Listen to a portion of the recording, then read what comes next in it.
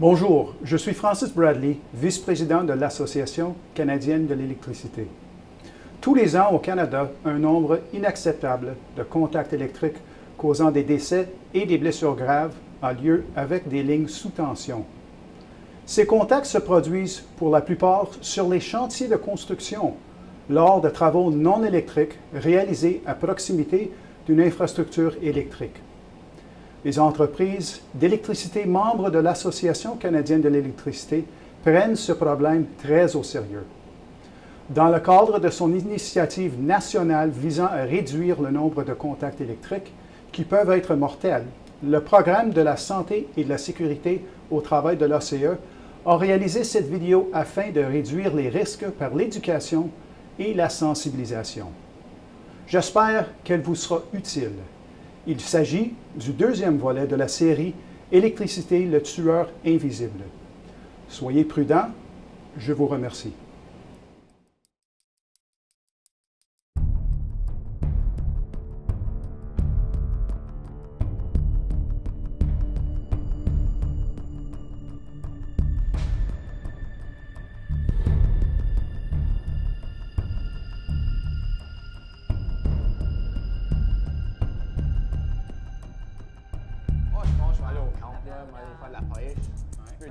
Bonjour tout le monde. Nous avons une équipe de filmage cette semaine avec nous pour documenter qu'est-ce que nous faisons. Une journée dans la vie d'une personne travaillant pour une utilité. C'est seulement éducationnel qu'ils nous ont dit, et non pas pour évaluer. Je dois dire que vous avez fait un très bon job sur la rue Belle, mais je sais que nous avons beaucoup de boulot pour le restant de la semaine. Je dois vous parler premièrement, nous avons eu un incident dimanche dernier. Une grue est venue en contact avec une ligne haute tension. Malheureusement, quelqu'un a été blessé gravement.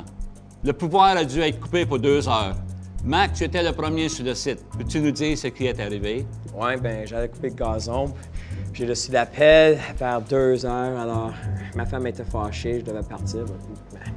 Bien, je suis arrivé là vers 2 heures, 2 heures et demie. Puis par ce temps-là, la grue était déjà déménagée, était pas près du câble. Puis l'ambulance est venue chercher une victime. Qu'est-ce qu'ils m'ont dit? La grue suivait le plan de sauvetage, puis il y avait un contenu de vidange qui bloquait la rue. Alors, il a décidé de changer son plan. Il est allé de l'autre côté de l'édifice et s'est planté un peu trop proche du câble aérien. Ils ont monté la grue. Il y avait quelqu'un qui menait l'échauffage du bas. Puis en marchant vers le câble, il marchait trop proche, puis éventuellement, la grue a touché le câble. Puis le bonhomme s'est blessé. Très bien, Mac. Nous étions à quelques pauses d'une fatalité. Pour vous autres, les nouveaux apprentis cet été, pouvez-vous nous dire qu'est-ce qu'il aurait dû faire? Oui, premièrement, demande pas à Mac pour couper ton gazon. Il n'y a pas d'aide pour en Donc, tu devrais toujours identifier le hasard. Comme dans ce cas ici, ce serait le fil Ariel. Puis, j'aimerais aussi savoir la distance sauf pour approcher ce fil. Je sais, dans notre juridiction, c'est au moins 3 mètres. C'est quoi ça en pied? OK, c'est 10 pieds pour vous, les gens qui sont pas en métrique. Et tout travaillant devrait rester au moins 10 mètres d'un appareil qui peut être énergisé au même potentiel des appareils électriques. Puis pour vous, les gens non métriques, c'est 30 pieds, ça. Pourquoi 10 mètres? Oui, si la machine fait contact avec les fils Ariel, tout l'endroit va être énergisé au même potentiel. Puis ça peut causer un potentiel de touche ou de poids. Un potentiel de contact, c'est quand votre corps, en touchant un objet sous tension ou un courant porteur en ligne, devient un conduit où l'électricité circule au sol. En créant ce chemin, pour le courant de circuler à travers votre corps, ceci peut entraîner des blessures graves ou la mort. Un potentiel de pas est lorsque les pieds sont situés entre 2 zones différentes de tension électrique. Le corps est alors utilisé comme un trajet dans lequel circule le courant d'un côté à l'autre. Par exemple, si un pied est situé dans une zone de tension de 10 000 volts, et l'autre pied est situé en zone de tension de 6 000 volts, alors une différence de 4 000 volts peut se déplacer à travers votre corps. Cela peut entraîner des blessures graves, voire la mort. Et quoi d'autre? Il y a une couple de facteurs qui ont mené à l'incident ici. Premièrement, ils ont dévié du plan. Ils ont choisi de s'installer hors de cet endroit sauf. Ils auront dû faire un autre plan de travail. Dans ce cas ici, ça sera le fil Ariel dans l'endroit. S'ils auront fait cela, ils n'auraient jamais fait contact avec le fil Ariel. Et c'est quoi le deuxième facteur? Une bonne idée, ça serait d'avoir un observateur pour guider l'opérateur. Très bon job, Stéphane. Tu parles comme un grand livre. Tu as appris certainement quelque chose à l'école. Il devait être pressé de finir leur ouvrage pour dimanche. Il devrait savoir qu'il devrait nous contacter s'il y a des changements dans les plans et s'il y a peut-être des hasards. Je sais qu'ils avaient un plan de travail, mais un incident comme celle-ci ne devrait jamais arriver. OK, les boys, c'est très chaud dehors, alors buvez beaucoup d'eau et travaillez de manière sécuritaire. Merci beaucoup. Bonjour.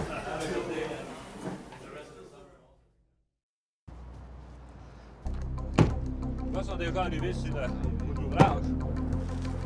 Oui, voilà, une autre belle journée. Ouais, certain. Il est supposé pleuvoir plus tard aujourd'hui. Ah oui. Bonjour, comment ça va, Pete? Bonjour les gars, bonjour. Bonjour. Je viens de voir apprenti avec moi aujourd'hui. Ah oui, bienvenue. C'est Stéphane. Ah oui, bienvenue, on va te voir dans l'avenir un peu plus. Ah oui. Hein, bon, on se prépare pour commencer aujourd'hui. Je voulais discuter avec vous le plan de sécurité pour le projet. Alors, Stéphane, quelles sont les procédures de sécurité dont nous devons suivre ici? Oui, eh bien, tout d'abord, nous devons identifier tout l'équipement électrique du site. Je vois qu'il y a des lignes aériennes, mais nous devons également localiser les câbles souterrains. Oui, tout est fait. Tout est clair et net, est terminé. Il n'y a pas d'équipement souterrain électrique. Et puis, on peut commencer. Que penses-tu des lignes aériennes, Stéphane? Quelles précautions devons-nous prendre? Donc, nous recommandons d'informer les travailleurs des dangers que présente le travail à proximité d'un équipement électrique sous tension. L'électricité peut produire un arc.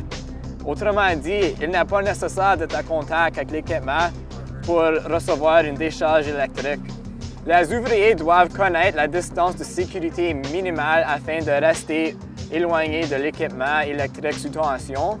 La distance de sécurité change d'une juridiction à l'autre et aussi fonction de la tension de l'équipement. Dans la juridiction, la distance minimale à maintenir avec sa ligne aérienne est de 3 mètres ou de 10 pieds. OK, excellent. Nous avons identifié ces points dans notre plan de sécurité. Et puis, on a déjà communiqué à tous les ouvriers au début de chaque quart. Si pour une raison quelconque, vous devez travailler à l'intérieur des 10 pieds, contactez-nous. Nous pouvons temporairement débrancher le service et nous pouvons également localiser les fils pour que vous pouvez travailler en toute sécurité. Nous encourageons les gens à nous appeler au lieu de prendre des risques. L'électricité ne pardonne pas. Vous pouvez le répéter. Nous faisons notre mieux pour rappeler à nos employés les dangers auxquels nous font face à la proximité de l'équipement électrique sous tension. Alors, Stéphane, d'autres recommandations tu peux nous dire avant que Pete et son équipe commencent à travailler? Un excès de confiance peut être un problème. Vous devez envisager de placer des écriteaux sur le site de travail, rappelant à vos travailleurs la présence d'équipements électriques. Le panneau rappelle aux conducteurs et aux opérateurs la présence de lignes aériennes. Lorsque le travail devient répétitif, il peut y avoir des erreurs. Les panneaux, c'est un bon rappel, en particulier quand les travailleurs font plusieurs rotations. Hey, il est bien tu jeune, hein? Ah oui, il est bon, tu devrais le surveiller. Je pense qu'il veut prendre ta place. Il y a plusieurs années encore avant que ça arrive. Hey, qu'est-ce qui se passe là? Qu'est-ce qu'il fait, lui? Hey, arrête, quoi! Arrête! Sois appelé à la salle de commande! OK, c'est bien, Stéphane. Arrête, ne bouge pas. Reste dans ton camion, ne bouge pas, tu es en sécurité. Sois calme, tu es dans les fils aériens, OK? Nous allons appeler le centre de contrôle pour venir déénergiser la ligne de haute tension. Également, nous allons créer un périmètre de 30 pieds ou 10 mètres alentour pour que certaines personnes soient en danger. Et toi, Pete, va dire à tes employés de rester en dehors de ce périmètre, OK? En cas de contact accidentel, il est recommandé que vous restiez dans votre véhicule. En cas d'urgence impliquant que vous deviez quitter le véhicule, un incendie par exemple, respectez la procédure suivante afin d'éviter des blessures mortelles dues à la tension de pas et de contact. Tout d'abord, évitez autant que possible de toucher aux surfaces métalliques. Ne touchez pas à une surface métallique en tentant de toucher le sol. Si possible, sautez de la cabine du véhicule et posez les 2 pieds ensemble sur le sol. Pour éviter les dangers liés à la tension de pas, gardez les pieds joints.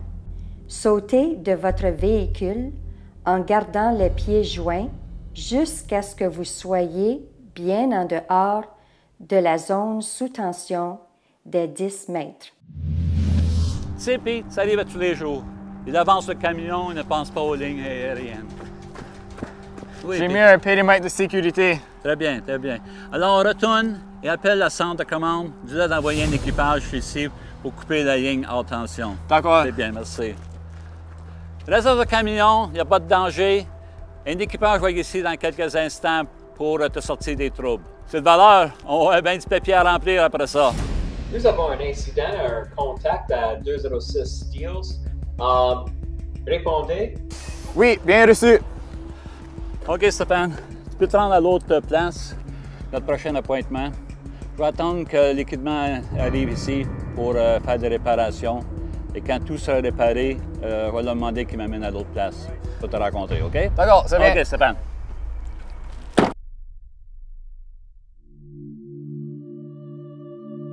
Hi Stéphane, comment vas-tu?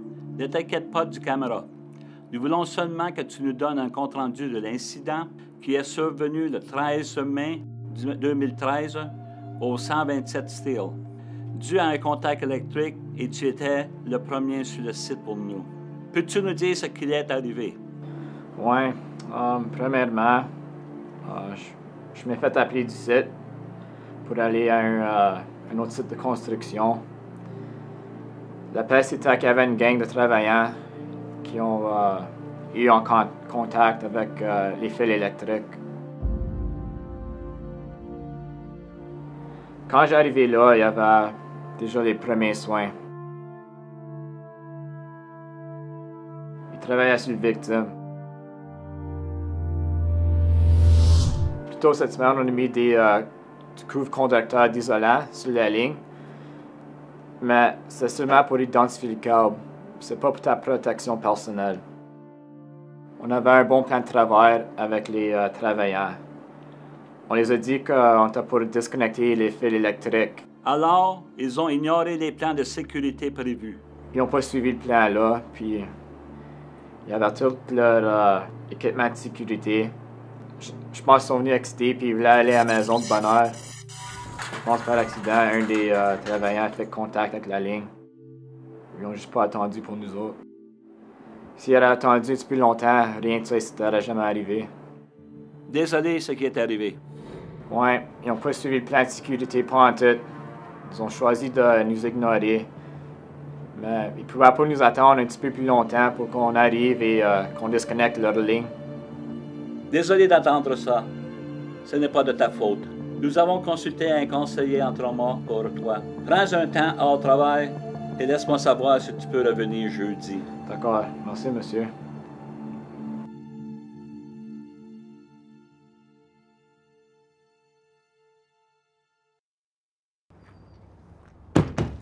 Hein? Et une autre journée.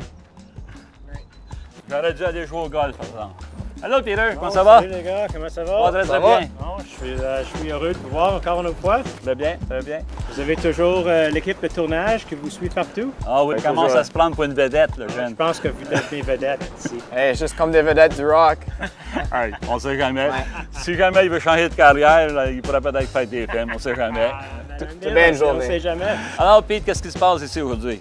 Aujourd'hui, on commence à planifier, à construire un garage ici à côté de ce bâtiment. OK. Puis on commence avec les fondations. OK. OK. Et puis, avez-vous fait des locations du sol? Non, je pensais que c'était vous qui faisiez ça. Alors pourquoi as-tu déjà commencé à creuser? Hey! Hey, Tony, arrête, Tony! Arrête! Arrête ta machine, Tony. Qu'est-ce qui se passe-t-il? J'ai un délai à respecter. Un délai? C'est bien beau, un délai, mais il faut être certain que ton équipement et tous tes travailleurs sont en sécurité. Stéphane, explique-nous les dangers potentiels ici. Bien, tout d'abord, Tony, avez-vous remarqué la ligne aérienne sur laquelle vous creusez? Et comment êtes-vous certain qu'il n'y a pas de câble souterrain dans cette zone? Vous n'avez aucun résultat de repérage. C'est pour cela que nous sommes ici. Nos cartes nous indiquent qu'il y a une ligne principale qui passe ici. Nous allons la localiser afin que vous sachiez où qu'elle se trouve. Une bonne distance de rester de la machine, c'est d'au moins 10 mètres. Avec tous les travailleurs autour de votre machine, si vous étiez en contact avec la ligne, il pourra être gravement blessé ou même mourir. L'année dernière, un opérateur est décédé en effectuant un forage dirigé. Un opérateur et un autre effectuaient le forage et d'après ce que l'on m'a dit, l'opérateur travaillait au sol, au lieu d'être assis sur son engin. À ce qu'il paraît, il trouvait cela plus facile pour voir ce qu'il faisait. Cela ne devrait pas importer si c'est dangereux. Quoi qu'il en soit, le perforateur est entré en contact avec des câbles primaires souterrains et l'opérateur a été électrocuté. Pour aggraver la situation, l'autre ouvrier qui le regardait a tenté de courir à son aide. Dès qu'il s'est mis à courir dans la zone électrifiée des 10 mètres, il a été également blessé. Si l'opérateur de la machine avait travaillé depuis son siège, il aurait été en sécurité. Quant à l'autre ouvrier, eh bien, il a reçu une décharge due à la tension de pas. S'il était resté en dehors du rayon de 10 mètres, il n'aurait pas été blessé. Il a eu de la chance. Il aurait pu mourir également. Stéphane, quelles sont les 4 choses qu'il ne faut pas oublier quand nous travaillons près d'un équipement électrique? Il existe 4 étapes importantes à ne pas oublier. Premièrement, il faut toujours considérer la ligne souterraine dans l'endroit avant de creuser. Aussi que la ligne aérienne à l'endroit. Il faut garder notre distance minimale de 10 mètres. Deuxièmement, suivez le plan sécuritaire que nous avons élaboré. Troisièmement, si vous devez dévier du plan, arrêtez tout travers. Quatrièmement, ne vous mettez pas dans le danger. En cas d'accident électrique, restez dans la cabine. Ne bougez pas et dites à vos collègues de rester au moins 10 mètres de la machine. Le seul cas où vous devez sortir de la machine, c'est si la machine est en feu. Bien Tony, bonne chose que rien s'est passé aujourd'hui. Maintenant, prends une pause et nous allons faire le repérage pour vous.